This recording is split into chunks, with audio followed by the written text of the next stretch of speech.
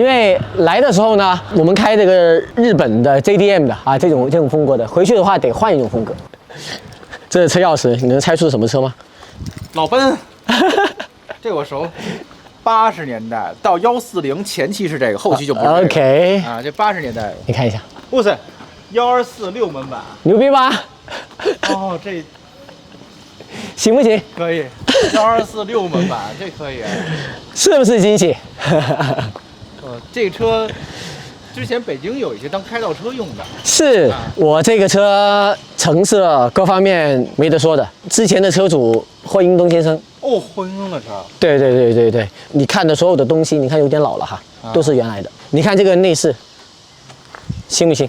哇塞，这个是革的，这是对最早的豪华车上的革内饰，应该叫 MB-Tex 那会儿这个材料。包括126也是这种材料的。今天的奔驰的 Artigo 革的前身。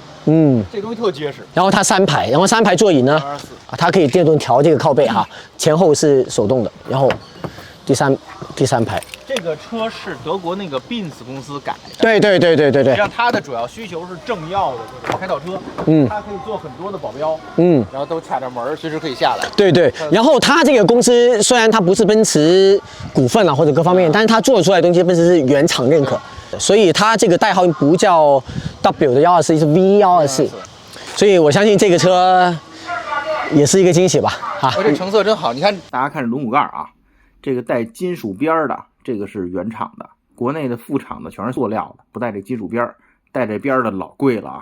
当时这个车的故事我们路上说吧，然后我们就开这个车回去，同事都可以一次过坐上来，因为这个车可以坐8个人。这就是觉得政要的车队里掺一个面包车不好看，就是用这种车。对，有很多保镖啊。M103 发动机是吧？2.6升。2.6，对，没错。我有过一个2.6升，但是它那个喷射系统原来就有问题了，所以这个车搞了很久，就是因为喷射系统还是机喷吗？换电喷了啊，改电喷了。我改电喷了，因为不行，原来那个黄标环保都过不了，所以改成电喷。我原来第一辆126就是260 SE 改的电喷。OK， 所以我就知道你对奔驰特别有感情，我专门拿了这个相对稀罕一点的奔驰给你玩一下。好吧，我们开这个车回广州，但至于它，因为放很久哈，就很少开这个车，能不能开回去我们看运气吧。多可以推，对吧？我安排了拖在后面跟着的哈。刚开那个EG，我们拉回去，如果不行的话，就原路我们还是开EG回这个就拖回去了。反正我都安排好。拭目以待啊，开回去。来，钥匙给你。老奔，你看一下能不能一把着。就这车，声音对吧？好高兴啊！这个时候我看到这个车，碰到识货的人，我也觉得好高兴。那我们出发回广州吧，走。W124我还没开过，开过好多老。你没开过124，居然？我没开过。OK， 那就对了。那我们出发回广州。这车是谁？霍英东先生。霍英东先生的，对。哇，对，原来就是他们在广州南沙大酒店哈，那个时候他们用的一个接待车啊，是他们车。现在在江门的路上，拉着李小龙的后人，霍英东的车，这牌面啊！这回到老奔身上的感觉就太熟悉了，特别通透，特别润。它的坐姿很高，然后你可以看到立的一个完整的奔驰标在前面，这感觉特好。然后我的手可以枕到一个特别高的位置，正好搭着方向盘上。就我觉得开这种老奔一定是这姿势。然后这个时代的奔驰其实座椅是棕的，然后里面有弹簧，等于它的车的悬架减震其实一半在底盘，一半在座椅，颠起来晃晃悠悠哈，感觉特好。其实那个年代不只是它，你像那个皇冠133也是这样的哈，那个年代的车126也是这样的哈，都是弹簧座椅。对，都这样的。我见过最老的就是 W114-8，就那种车，60年代车，到现在那壳依然完好无损。对，特别耐用，特别耐用。你看这个 W124里面，就感觉80年代的德国设计师是完全工程师化，功能为先，对吧？方方正正。你看这仪表台就是这样，把这表放完，空调放在最容易吹到你的地方，对吧？然后这个所有东西都是功能化，是没有感情的嘛。现在的车它要有那个情绪，我们叫氛围灯嘛，对吧？什么叫氛围？氛围就是一些虚的东西。210的内饰也没有什么设计感啊，到211开始了，流线有线条，桃木是那样弧形的，都开始有了。就这个时代就是给汽车打一个样，我告诉你汽车什么东西应该放哪儿最合理啊，就这么放，然后你开始编吧，方方正正。你看，即使他用点木装饰，这木装饰也是方方正正的，这个木纹跟姥姥家大衣柜似的。但这木是真木哎，真木很厚的一个真木头哎。在126上面，我那个还给重铸了。我拆下来研究过，它底下是一块铝板，然后上面一3合板。哦，它铝板是用来定型的，对，因为木会变形。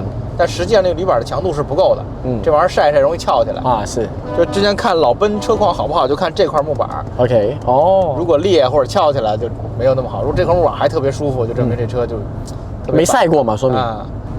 包括这个车的座椅设计也是一方头枕，全部平行的竖线条。特经典，然后挖几道窝，是你的腰和你的屁股这个窝。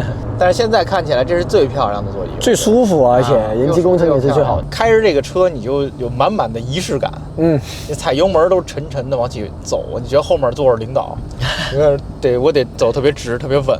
领导应该坐第2排、第3排，得挑是吧？这是7人车啊 ，MPV 啊。对 ，MPV 鼻祖。但是这个车的刹车，你就觉得。每次就开这些车，就是一踩刹车，你就真是个老车。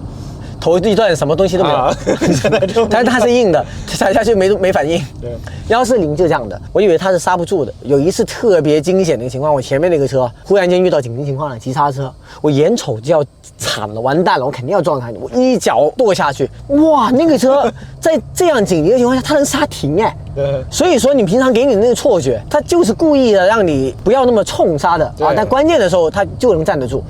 那个时候我就知道不简单，有点东西。这悬架还可以啊，底盘非常好，悬架也没有异响，而且发动机也是。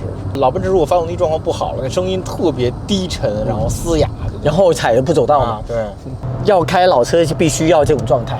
我开一个浑身不得劲的哈，只有外表光鲜的，然后粒子粉比我脸皮还厚的那种车，我是不行的，我受不了。真的要有点要求玩这种老车，不是玩了老车你就是玩了啊，这不对的。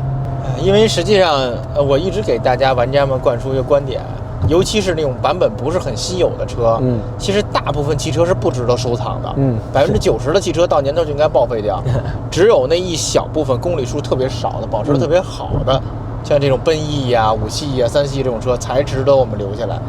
不是说你收一个破破烂烂的，然后非得要死乞白赖把它修复起来。现在修车也很贵，而且这几年大家玩的老车其实都变复杂了。它不像玩个红夏利、玩个捷达那个时代的车简单，现在这些奔驰、宝马都很复杂，你修起来天价无底洞。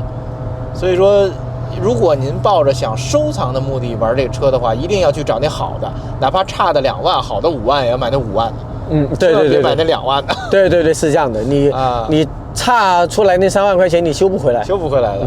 你就买的打钱那一下有点难受，有点心疼，然后全是开心。你要是打钱那一下开心了，收了个1万块钱的，后边就全是痛苦，最后这车弄一半扔了就。哎，对，我见过很多这样的。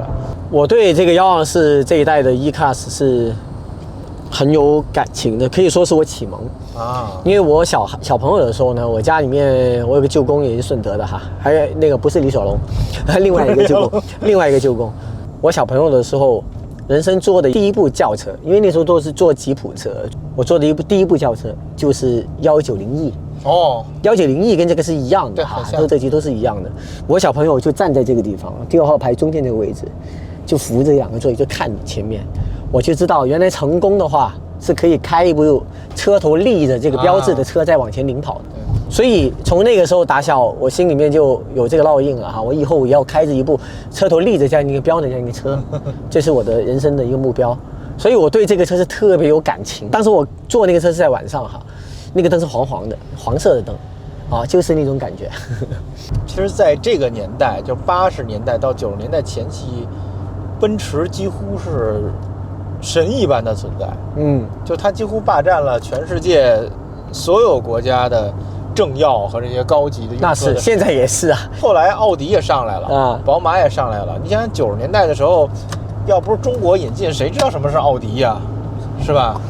那 C3 时代，那奥迪多没落呀，从北美上给轰出来了。整个这宝马那时候也比较小众，起码在中国是比较小众。但是奔驰是绝对的主流，所以奔驰会出现这种为一些特殊用途定制的车。对，因为用的人实在太多了。这个车是出现在各国的政要车队里，作为这个保镖用车，因为它座多嘛，能坐7、8个人，而且它门多，可以瞬间全下来。我觉得这个老奔的这体格还是不一样啊。你看这30年的车了，现在开在这路上特别安静，什么杂音都没有。是啊，你看那个 EG， 包括你那个普拉多，你开着你会听到车轮轴的嗷的声音，你会听到这一颠内饰有稀稀疏疏的声音。这车什么事都没有。这就做人的话叫日久见人心，车也是这样，路遥知质量，这个真是材料的一个问题。哦，它奔驰当时用的这些材料各方面就是比日系车要好啊。日系车你都说耐用啊，各方面的一定要有个时间的一个间隔，15年为界吧。超过15年急剧下降。我跟你说，这个车该烂烂，该坏坏，该生锈生锈，是急剧下降的。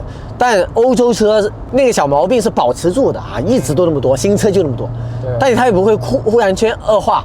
但是它在基本功能方面、车架方面呢，越久你越知道它好。真的是这样的，就是你看这一个老124、老126也好，只要这车没受过伤、没刮过腻子，它车身侧面永远这么平整啊，多少年都那么平整，那钢板特有刚性，对吧？你说一些日系车、国产车，可能年头多了，即使没受过伤，它也不平了。它擦都擦凹去，洗车就洗瘪了，洗车给洗瘪了，对。现在那个1联1省对这种车就太友好了，太好了，太友好了，因为要不折腾死了。这么多年来唯一的一次对老车有大力的政策，感谢政府，感谢党。当时发布的时候我就发视频了，对着我们家2辆马上要15年的车，我说感谢政府，感谢党，及时的把这政策改了。因为这政策确实是当年为什么要1年2检啊？那时候车太差了，超过15年真的就不行了。我当时就是2辆车，一辆 W211的奔逸08年的。一辆米亚塔10年的，这个车需要2检吗？对吧？08年的奔逸，按说今年该2检了。那车新的一样。它这个已经30年了啊，30年还能保持那么好的一个车况。随着我们开着这辆加长 W124的 V124啊 V124的这个返回广州啊，我们今天的南北破烂王老车之旅也即将结尾了啊。袁老师还有什么话想跟大家说？我觉得给你准备的几个惊喜，老白满意吗？满意吧？还缺了一个，本来我给你找了一部 A1 哈基勒谷 A186，哇，对，带手型的上路的，带手是粤 A 的啊，广州牌的，这个带手续的。但那个车碰巧，哎呀，那个老车就这样了，打不着了今天，所以下次吧，留着这个bonus，下次我们再玩。然后去了侨乡，去了江门，然后也认识了很多我们这边喜欢玩车的车友，吃了我们的本帮菜哈，本帮菜。老白觉得喜欢吗？